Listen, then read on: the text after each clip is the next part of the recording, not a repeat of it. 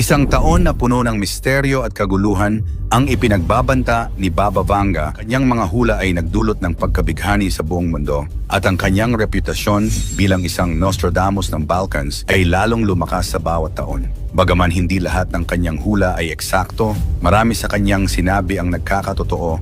Nabulag siya sa murang edad dahil sa isang aksidente.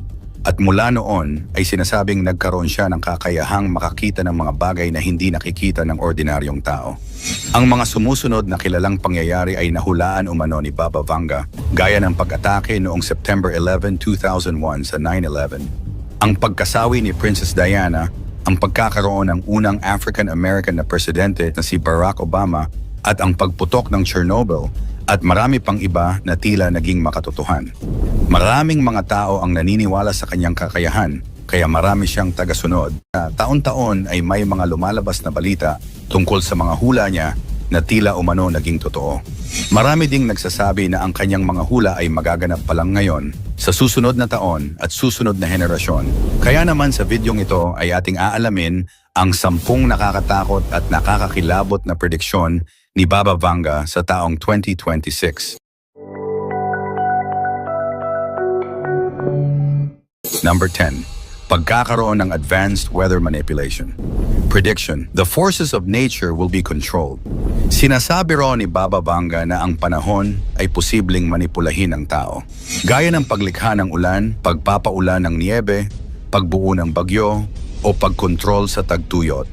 Sa panahon ngayon, hindi na ito malayong mangyari. May mga haka-haka na may ilang bansa na raw ang gumagamit ng teknolohiyang tulad ng cloud seeding, geoengineering, at mga proyekto gaya ng HAR na sinasabing may kakayahang baguhin ang mga atmospheric conditions. Hindi lang mga climate disasters gaya ng biglaang pagbaha, sobrang init o pagkatuyot sa mga pananim, kundi pati na rin geopolitical conflicts. Isipin mo paano kung isang bansa ang pagbintangan na sila ang may kagagawa ng isang malawakang bagyo o tagtuyot. Sa panahon ng matinding kompetisyon sa pandaigdigang kapangyarihan, ang kakayahang baguhin ang panahon ay pwedeng gawing sandata isang silent weapon na maaaring makapinsala sa ekonomiya, kalikasan at buhay ng milyon-milyong mga tao. Number 9. Pagkawala ng halaga ng pera, paglipat sa digital currency. Prediction: money will lose its value and a new form will arise. Parang sinasabi niya na mawawala ang halaga ng physical money. Ngayong unti-unti nang pumapasok ang digital currency, crypto, at central bank digital currency, tila tumatama ang hula. Sabi ng ilang ekonomista, ang 2026 ay taon kung saan mas maraming bansa ang maglulunsad ng opisyal na digital currency. Pero kasabay nito, babalarin ito sa hacking, financial control, at surveillance. Number 8. Pag-atake sa Europa gamit ang bioweapon. Prediction: a big country will test biological weapons in Europe. Isang malupit na prediction na isang bansa raw ang mag-eeksperimento o gagamit ng biological weapon. Sa gitna ng geopolitical tension at paglabas ng mga classified documents tungkol sa lab leaks, may mga naniniwala na posibleng ito sa mga bansang may history ng biological research.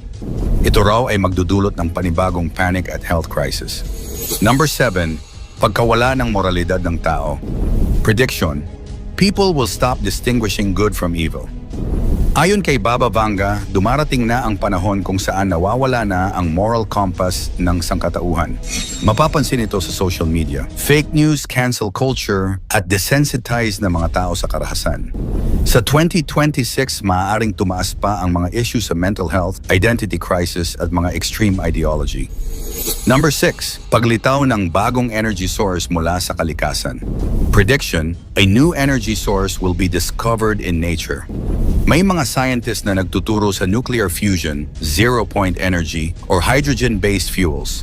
Kung mangyari ito sa 2026, ito ang maaaring maging energy revolution na papalit sa fossil fuels.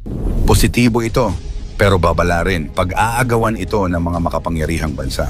Number 5. Global water shortage. Prediction: water will become more precious than gold.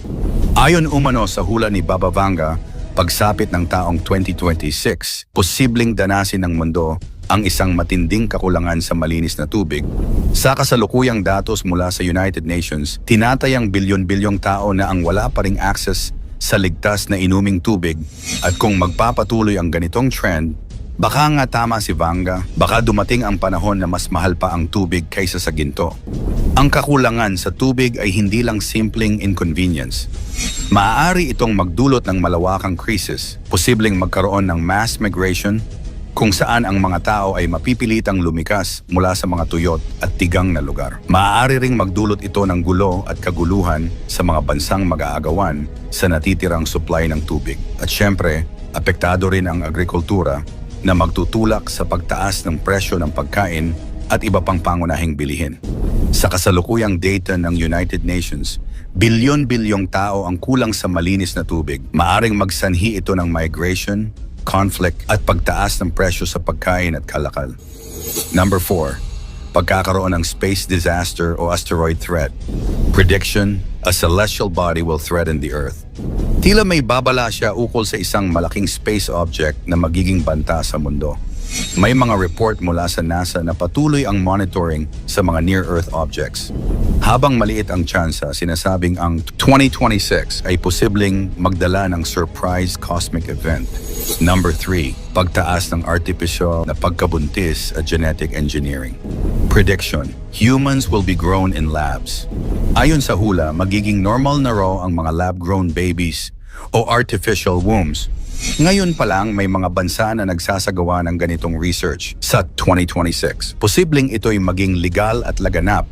Babala, maganda man ito para sa infertile couples, pero moral at ethical issue ang kaakibat. Number 2. Paglabas ng bagong virus mula sa yelo. Prediction: ancient virus will emerge from the ice. Ayon umano kay Baba Vanga, isang sinaunang virus ang muling lalabas mula sa yelo. Isang invisible threat na matagal nang natutulog sa ilalim ng permafrost. Dahil sa global warming, unti-unting natutunaw ang Arctic at mga nagyayelong bahagi ng mundo. At kasabay nito, may posibilidad na magising muli ang mga ancient viruses na libu-libong taon nang nakakulong sa yelo. Hindi ito malayong mangyari dahil ayon sa mga scientifico, may mga na-recover na silang prehistoric bacteria and virus mula sa mga samples ng permafrost. At ang ilan dito ay buhay pa rin. Ibig sabihin, may basehan ang takot na baka may virus na biglang sumulpot, hindi pa kilala, walang lunas, at posibleng mas mapanganib pa kaysa sa mga naranasan natin gaya ng COVID-19. Kung mangyari ito, posibleng magdulot ito ng panibagong global health crisis at sa sobrang advanced na ng mga ancient pathogens na ito, baka hindi agad kayanin ng modernong medisina. At ang number 1, pagbabago sa kamalayan ng tao. Prediction: there will be a shift in human consciousness. Sinasabi ni Baba Vanga na darating ang panahon na magbabago ang pananaw at damdamin ng sangkatauhan parang spiritual awakening. Matapos ang lahat ng krisis, ang pandemya, digmaan, economic crisis, posibleng ang 2026 ay simula ng bagong uri ng pag-iisip, mas makatao, mas konektado sa kalikasan at mas malalim ang pagkaunawa sa layunin ng buhay. Ang mga hula ni Baba Vanga ay hindi palaging literal. Maaaring babala, maaaring paalala, pero sa dulo tayo pa rin ang may kapangyarihan kung paano natin haharapin ang bukas. Tandaan, mangyari man o hindi ang mga hula at propesiya ni Baba Vanga, isa lang dapat ang ating tanggapin, paniwalaan at asahan ito ang nag-iisa nating kataas-taasang Diyos. Ikaw, ano ang masasabi mo sa mga hula ni Baba Vanga? Magkatotoo kaya ang mga ito? Or isang huwad na panghuhula? Ikomento mo naman ito sa ibaba. Paki-like ang ating video, mag-subscribe at i-share mo na rin sa iba. Salamat at God bless.